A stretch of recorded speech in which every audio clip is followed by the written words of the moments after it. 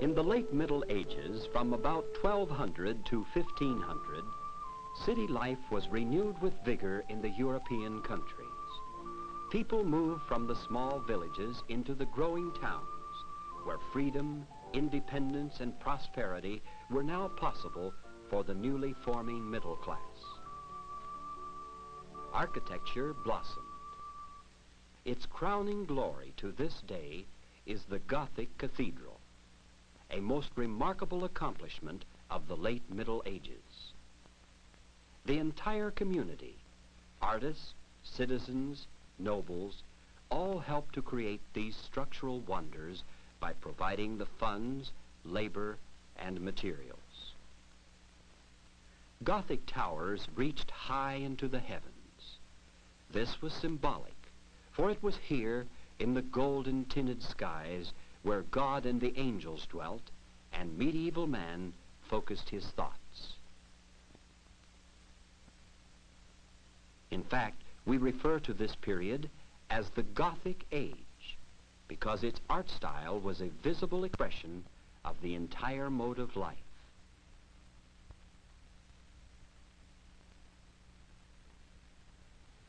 These cathedrals often required decades, even centuries, for their completion. The solution of complex structural problems resulted in this new style, which endowed churches with a quality of infinite growth and upward movement.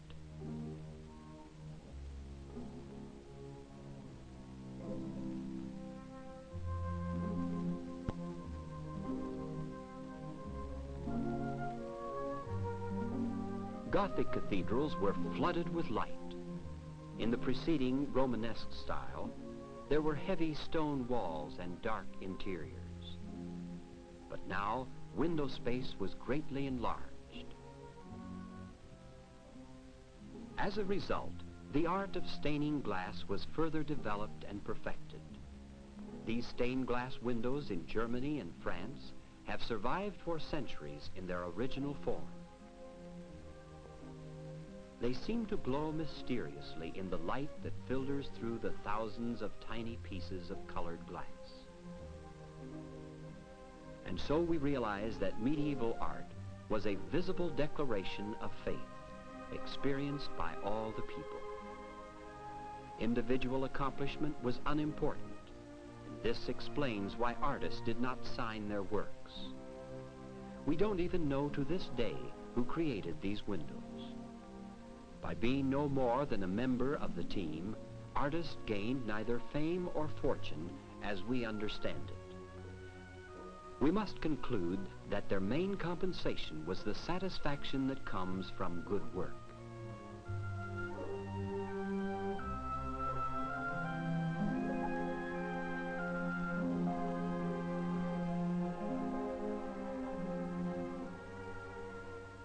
Many sculptures adorned the cathedral walls and interiors.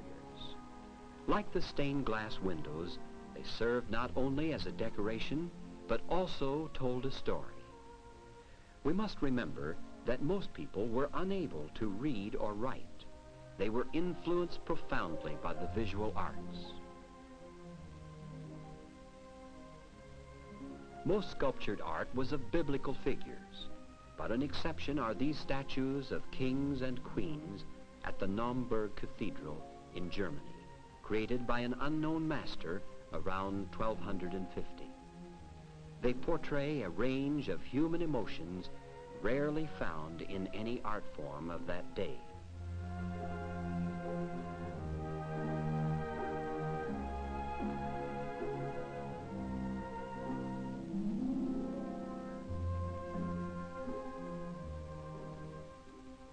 The churches were further decorated with painted altarpieces, which became a favorite form of art expression. Today, these precious works are prized by museums throughout the world. We can readily see that paintings were a means of transcending reality. Because it ideally expressed the faith of this age, the conventional Gothic style was generally adopted throughout Western Europe. The meaning of life was sought in the hereafter. Realistic truth, therefore, was unimportant to the artist. He rarely paid attention to perspective or true proportions. Interest was focused directly on the divine meaning of the story by depicting immobile, statue-like figures against a flat background.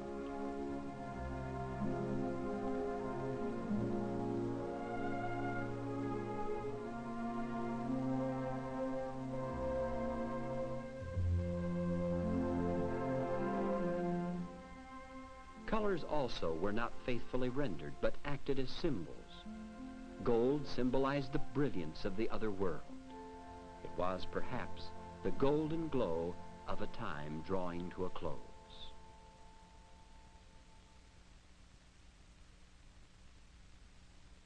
Our modern form of painting developed from such humble beginnings.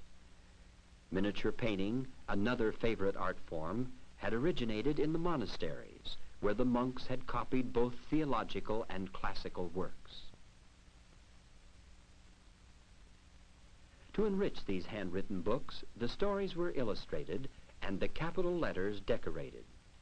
Gradually, the paintings filled more and more of the page.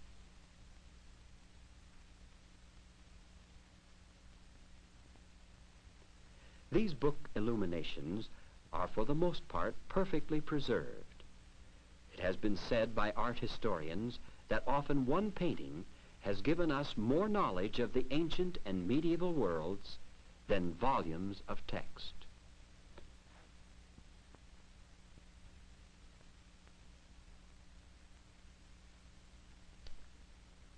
The paintings of the 15th century clearly portray a changing world. Jean Fouquet was one of the first great French realists who painted these historical events. Man's ideas as to the purpose of life were broadening, and religion could no longer remain the sole inspiration for art. Now that artists expressed their own ideas and reported actual happenings, they began to sign their works. No longer an anonymous member of the team, the individual creative genius was beginning to be recognized.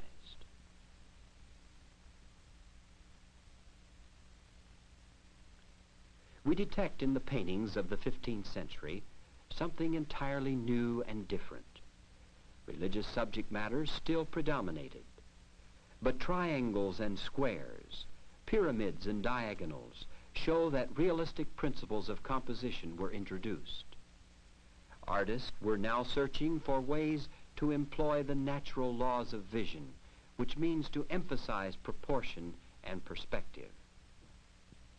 We can see that lines and shapes are arranged to form a variety of designs.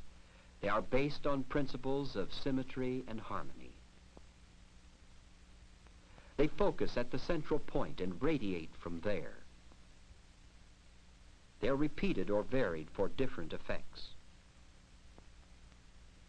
Most significant is the new use of correct visual perspective based on precise mathematical principles.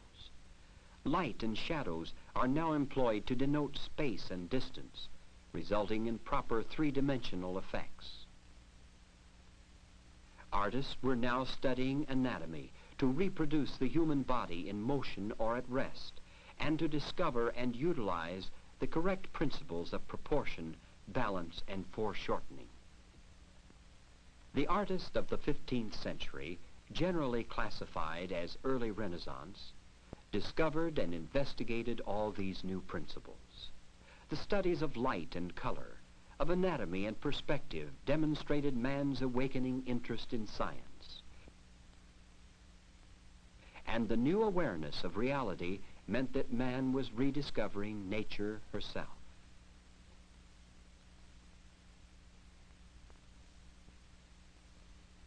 A comparison with the flat, unrealistic Gothic style will show us the importance of these new techniques. This Gothic Annunciation by an unknown German master is reduced to purest simplicity in regards to composition, figures, and color schemes. In contrast, this early Renaissance Annunciation by the Italian Crivelli is a masterpiece of central perspective. On the other hand, the Flemish masters of the early Renaissance were so interested in the actual world around them that they placed the biblical figures into contemporary domestic homes. Robert Campin was one of the first to depict such an everyday environment, and also one of the first to use the new medium of oil. It allowed artists to paint minute details in full tonal range, heightening the new effect of realism.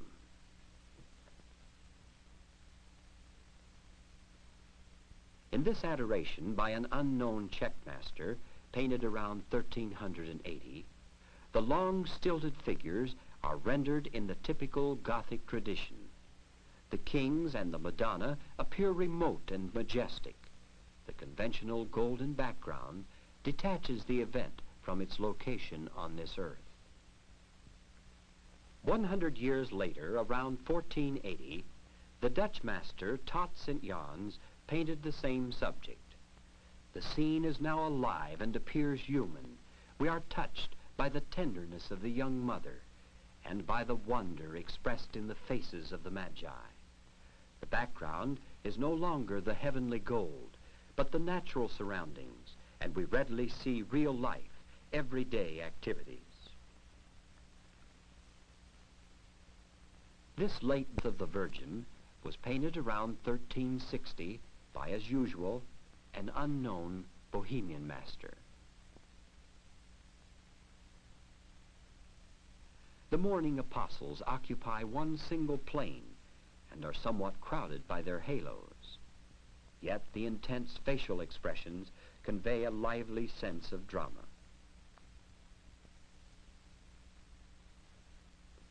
The same event was painted by the Flemish artist Petrus Christus in 1460, 100 years later. The apostles appear completely natural in their actions and expressions. They have been arranged to emphasize the illusion of depth rendered in true perspective. The bed has been placed to give a true three-dimensional effect of space, an excellent example of the new sense of realism. The somber feeling extends into the distant autumn landscape, which completes the natural mood of the scene. This crucifixion is from a book illumination by an unknown Italian artist. It is typically early Gothic. The background is composed of a few rocky hills symbolizing the earth. The two mourners are stilted and posed. The sky is filled with angels. In this late Gothic painting by a German artist, the heavenly gold contrasts severely with the austere brown of the earth, which is still depicted as a mere rock, symbolizing nature's hostility towards man.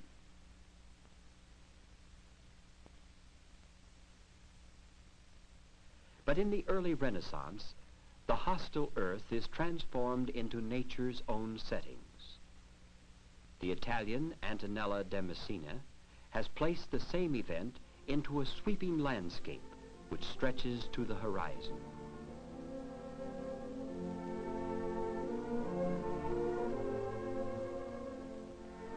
Yes, man discovered that the earth was his home, and artists were now inspired by nature, which they reproduced realistically. Her ever-changing skies, her growing plants, her abundance of color and form.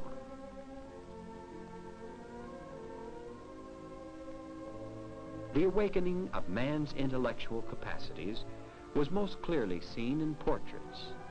For the first time in 1,000 years since the Roman culture, human beings once more became the subject of art. Now that life returned to art, it created a new image of man as an integral part of this world, a vision of human excellence that has become the central theme of our Western tradition.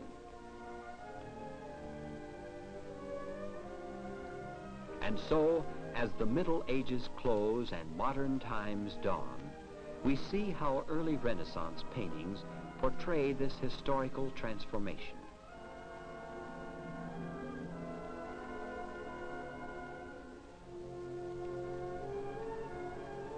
A transformation from medieval man and his devotion to the spiritual world to modern man and his search for knowledge. A transformation from anonymous community accomplishment to the recognition of the artist's creative abilities, which meant the recognition of man himself as an individual.